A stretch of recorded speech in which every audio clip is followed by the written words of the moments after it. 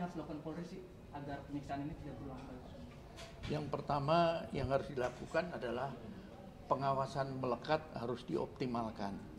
Karena para atasan langsung dari anggota ini, dialah yang harus membina, mengawasi, mengarahkan anggotanya.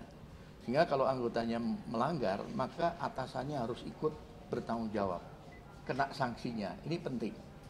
Karena dalam banyak kasus, anggota jalan sendiri, pimpinannya tidak mau tahu dan sebagainya. Itu satu.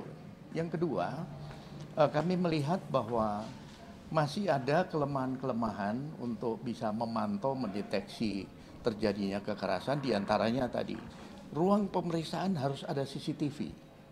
Sehingga ketika membentak, melakukan pukulan, itu terekam. Dan itu mencegah anggota untuk melakukan, karena dia tahu ada CCTV. Kemudian berikutnya ketika di lapangan, ketika surveillance, menangkap orang dan sebagainya, sebaiknya pakai body camera. Pimpinan bisa monitor dari kantor pergerakan anggota, dan anggota sadar, oh saya dimonitor, maka tidak akan melakukan kekerasan. Inilah upaya-upaya yang bisa dilakukan dalam rangka mencegah. Dan ini kami dorong terus untuk bagaimana segera pengadaan body camera ini. Termasuk dalam penanganan unjuk rasa, bagaimana aparat juga menggunakan kamera untuk nanti merekam, jangan sampai nanti ketika ada laporan dari satu pihak Polri tidak bisa menjawab atau mempertanggungjawabkan karena tidak ada dokumentasi. Ini supaya berimbang begitu.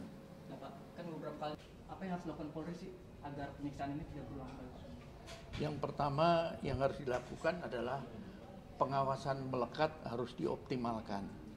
Karena para atasan langsung dari anggota ini, dialah yang harus membina, mengawasi, mengarahkan anggotanya. Sehingga kalau anggotanya melanggar, maka atasannya harus ikut bertanggung jawab, kena sanksinya. Ini penting.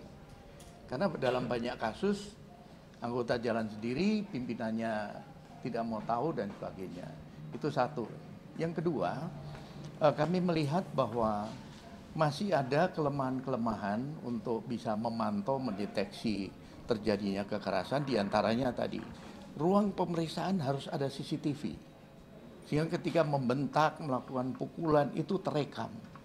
Dan itu mencegah anggota untuk melakukan, karena dia tahu ada CCTV. Kemudian berikutnya ketika di lapangan, ketika surveillance, menangkap orang dan sebagainya, sebaiknya pakai body camera. Pimpinan bisa monitor dari kantor pergerakan anggota, dan anggota sadar, oh saya dimonitor, maka tidak akan melakukan kekerasan. Inilah upaya-upaya yang bisa dilakukan dalam rangka mencegah. Dan ini kami dorong terus untuk bagaimana segera pengadaan body camera ini. Termasuk dalam penanganan unjuk rasa, bagaimana aparat juga menggunakan kamera untuk nanti merekam, jangan sampai nanti ketika ada laporan dari satu pihak Polri tidak bisa menjawab atau mempertanggungjawabkan karena tidak ada dokumentasi. Ini supaya berimbang begitu. Nah, Pak, kan beberapa kali apa yang harus dilakukan Polri sih agar penyiksaan ini tidak berulang kali? Yang pertama yang harus dilakukan adalah pengawasan melekat harus dioptimalkan. Karena para atasan langsung dari anggota ini, dialah yang harus membina, mengawasi, mengarahkan anggotanya. Sehingga kalau anggotanya melanggar, maka atasannya harus ikut bertanggung jawab, kena sanksinya. Ini penting. Karena dalam banyak kasus, anggota jalan sendiri, pimpinannya tidak mau tahu dan sebagainya. Itu satu. Yang kedua, kami melihat bahwa masih ada kelemahan-kelemahan untuk bisa memantau, mendeteksi terjadinya kekerasan. Diantaranya tadi, ruang pemeriksaan harus ada CCTV. Sehingga ketika membentak, melakukan pukulan, itu terekam. Dan itu mencegah anggota untuk melakukan, karena dia tahu ada CCTV. Kemudian berikutnya ketika di lapangan, ketika surveillance, menangkap orang dan sebagainya, sebaiknya pakai body camera. Pimpinan bisa monitor dari kantor pergerakan anggota, dan anggota sadar, oh saya dimonitor, maka tidak akan melakukan kekerasan.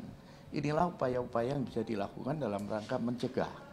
Dan ini kami dorong terus untuk bagaimana segera pengadaan body camera ini. Termasuk dalam penanganan unjuk rasa, bagaimana aparat juga menggunakan kamera untuk nanti merekam, jangan sampai nanti ketika ada laporan dari satu pihak Polri tidak bisa menjawab atau mempertanggungjawabkan karena tidak ada dokumentasi. Ini supaya berimbang begitu. Nah, Pak, kan beberapa kali apa yang harus dilakukan Polri sih agar penyiksaan ini tidak berulang kali? Yang pertama yang harus dilakukan adalah pengawasan melekat harus dioptimalkan. Karena para atasan langsung dari anggota ini, dialah yang harus membina, mengawasi, mengarahkan anggotanya.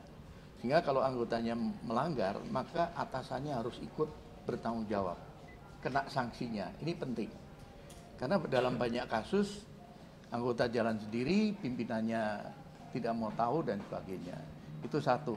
Yang kedua, kami melihat bahwa masih ada kelemahan-kelemahan untuk bisa memantau, mendeteksi terjadinya kekerasan, diantaranya tadi. Ruang pemeriksaan harus ada CCTV. Sehingga ketika membentak, melakukan pukulan, itu terekam. Dan itu mencegah anggota untuk melakukan, karena dia tahu ada CCTV. Kemudian berikutnya ketika di lapangan, ketika surveillance, menangkap orang dan sebagainya, sebaiknya pakai body camera. Pimpinan bisa monitor dari kantor pergerakan anggota, dan anggota sadar, oh saya dimonitor, maka tidak akan melakukan kekerasan. Inilah upaya-upaya yang bisa dilakukan dalam rangka mencegah. Dan ini kami dorong terus untuk bagaimana segera pengadaan body camera ini. Termasuk dalam penanganan unjuk rasa, bagaimana aparat juga menggunakan kamera untuk nanti merekam, jangan sampai nanti ketika ada laporan dari satu pihak Polri tidak bisa menjawab atau mempertanggungjawabkan karena tidak ada dokumentasi. Ini supaya berimbang begitu.